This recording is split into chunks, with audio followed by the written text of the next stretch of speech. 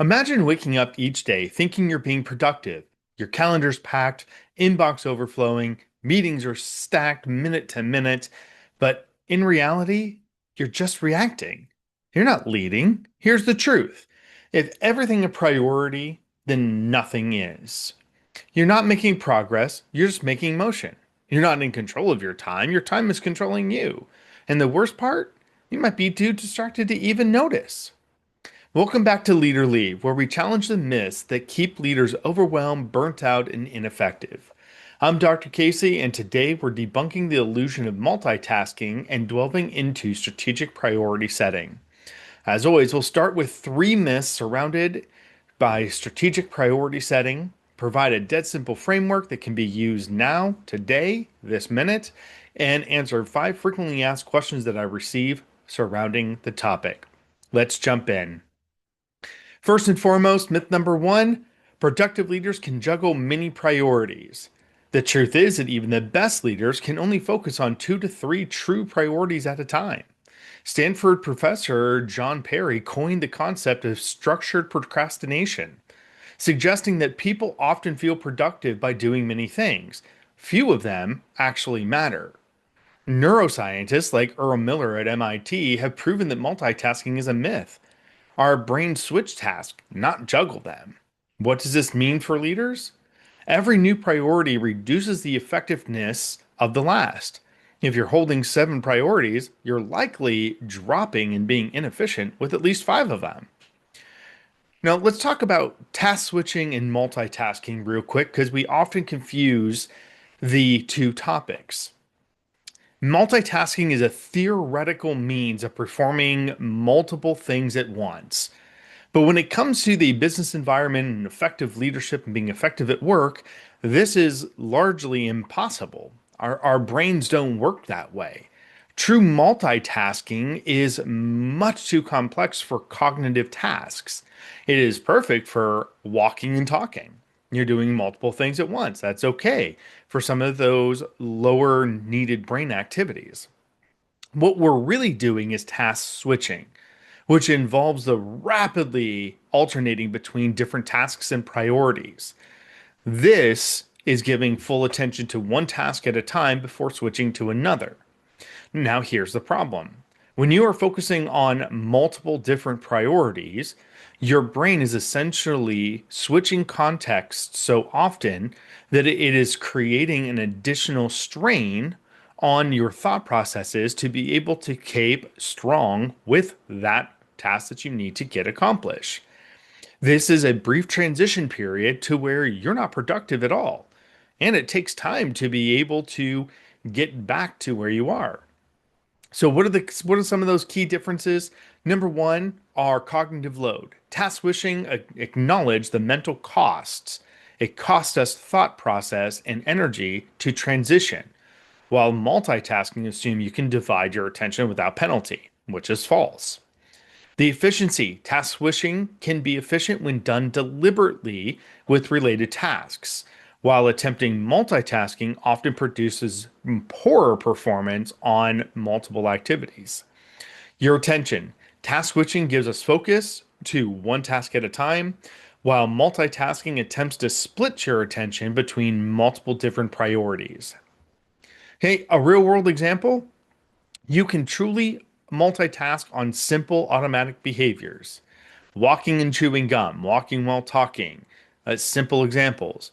But complex tasks like writing an email while participating in a meeting is actually involved in rapid task switching with decreased performance on both. Stop trying to multitask and recognize that task switching is a real thing and it's going to cost you some type of thought process and energy to be able to catch up with whatever that new topic is that you're switching to. All right, myth number two, saying yes demonstrates ambition. The truth is, no's are often much more valuable than tactical yeses. Jim Collins, author of Good to Great, calls this the stop doing list. He argues that great companies and leaders don't just prioritize, they eliminate. Saying yes to everything leads to diluted focus and shallow results. Here's a leadership paradox. The more senior your role, the more your success depends on your ability to decline misaligned work. Strategic no's are often having a clear understanding about what path the company is taking. Where are you going? What are those strategic pieces that you need to be aligned with? i.e., the more senior your role, the more success depends on you declining that work that no longer aligns with the direction. Myth number three, clear priorities remain stable once set. Now, anybody who has been in leadership for a long time knows that that is a false statement. The truth is, priorities need frequent reassessment. Anyone that has been in business knows that this changes constantly, and it has to be realigned every so often to ensure that you're still going in the right direction. In volatile environments, think of when COVID kicked off and we had an incredible disruption of remote work, economic instability, tech disruption. Leaders must be adaptive. Eisenhower, I believe, said it best. Plans are nothing, planning is everything. And in today's world, that means reevaluating your top priorities every quarter, if not monthly. This is ensuring that you're going back to your teams and sitting down and saying, "Cool, let's talk about what our priorities are. Where are we going with this? What do we want to do?"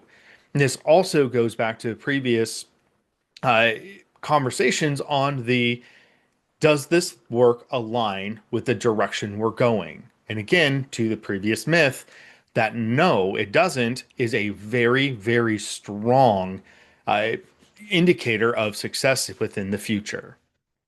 Okay, so there's our three myths. Let's talk about a dead simple framework that works incredibly well when it comes to the strategic priority setting. So I call this the PATH method. This is purpose, analyze, trim, and highlight. Let's cut through the chaos.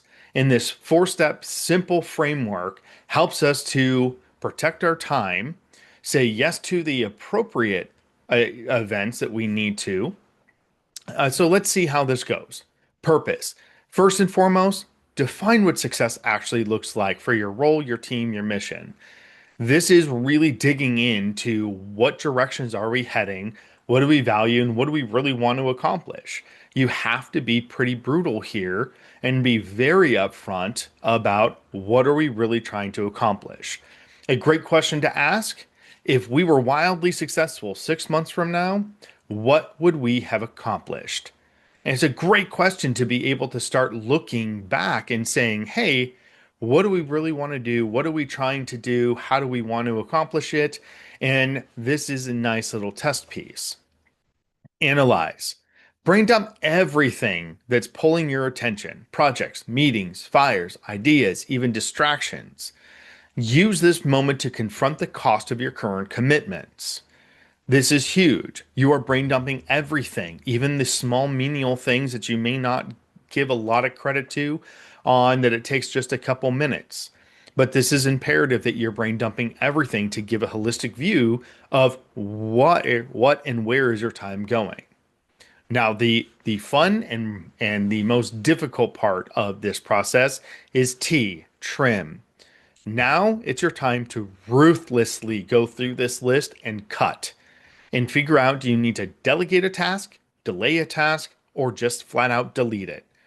What is going to make the most sense for each of these tasks? Peter Drucker said an amazing line. There's nothing so useless as doing efficiently that which should not be done at all. So often when it comes to our time, we want to feel productive. So we're like, cool, we're crossing off tasks. But many times they are not the thing we need to actually focus on at all. So this is where we're going back and ruthlessly cutting. This is also balancing back to that the P part of the path, the purpose, and bouncing it back off about what does success actually look like? What's the direction? Where are we going? What are we trying to accomplish? What are we trying to achieve? That should feed directly into the trim part. And now, H, highlight. Identify those 2 to 3 vital few priorities that will deliver your impact. This is what we call Pareto in action. This is those 80% of all the things that you're doing that is going to provide a massive impact overall. Hey, post them, communicate, protect them. Once you have an understanding about what those two or three vital few priorities are, you go to your teams with them. You sit down and say, hey, this is where we're going. This is what we're doing. This is the direction that we're going. You are being very clear about what direction it is. This also provides your team a chance to ask questions, to be able to provide input, and make sure that you are going in the appropriate direction. And now you have buy-in from everybody. Okay. So once again, this is what I call the path method.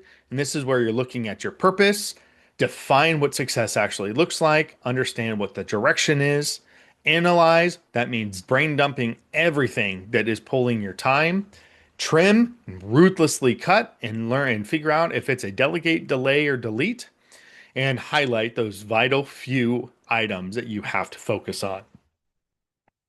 All right, let's get into the frequently asked questions that it comes to strategic priority setting. The very first one is fairly common. How do I say no to my boss without damaging my career? This is a pretty common concern of if your boss asks you to do something and you say no, isn't that going to damage your career? Well, in reality, it really depends much more about how you say something than just flat out saying no. If your boss asks you to do something and you're like, no, I'm not doing that, that's not going to come off great. But a example comment, and you'll have to find your own words for this, is, you know, in order for me to give this new priority my best attention, I'm going to need to delay another priority. Could we review together what's most important right now? This is giving us an opportunity to sit down and be very clear about what priorities are on your plate and having a discussion with your boss open and honestly, or with one of your team members open and honestly about what's going on and how do we best fit in more work within those parameters. Number two, what's the best way to reprioritize during emergencies? Honestly, hit the pause button, reapply path in real time.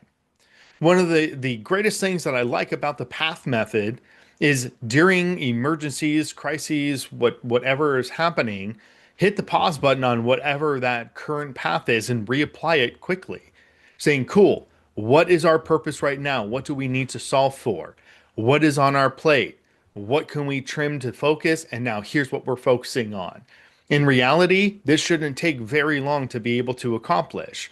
Now you're shifting and applying the path method to the emergency priorities, and you're not adding additional, you're shifting your priorities. Another really good addition to the path model is consider using a triage model called, is it critical, urgent, or optional? And if it's critical, hey, you know where you're focusing on. Next is urgent, then optional. Question number three, how do I help my team focus with multiple stakeholders demanding attention? This is a great question, right? As you're leading a team, you have your attention is going to be pulled between those that you're leading, those that you're serving, and so on. This is where leadership truly comes into play. Applying the path method with the team, clarify the primary customer of your team's work. Not everybody gets equal access to your team's energy, and that's okay. Not all requests are priority requests. It reminds me of the old adage, your fire isn't my fire. Hey, this is how we start to practice stakeholder management with radical transparency by being open with the customer, whether internal or external, about priorities and directions. The goal here is, again, apply that path method. Sit down with your team and saying, hey, we're getting a lot of requests all across the board. Cool. Let's sit down and let's remind ourselves about what our purpose is first and foremost. Let's write down all of that. Then analyze it, write it down. Let's start to look at the T and make sure that we're trimming appropriately. And now advertising and communicating what are highlight our priorities. Hey, it's not always easy to have that conversation, but it is an incredibly necessary one once you understand what your purpose is. Number four, how often should priorities be reassessed? Honestly, minimally apply the path method once a quarter at a very minimum. The ideal, what I would recommend is at least monthly for stable work, as often as once a week for more volatile environments. This helps us to keep focus on what's essential while providing flexibility to adapt to the environment and changing company needs. As new strategies applied, Path Method needs to follow directly to be able to stay on pace with it.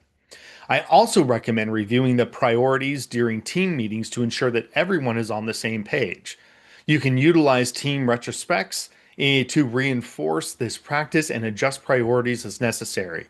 This helps to keep a pulse on the priorities while eliciting feedback from the team. Number five, how do I communicate priorities so they stick? Simple, visual, and repeat. I say again, how do we communicate it? Keep it simple, keep it visual, and keep it repeated. This is where we can use dashboards, team huddles, and one liners like, hey, if it doesn't serve X, it doesn't deserve our time. If it doesn't fit our purpose, we don't put our time into it. It sounds cliche, but honestly, it works. When you're focused on well defined priorities, your team is fully aware. It becomes easy to level set and provide support where and when it is needed.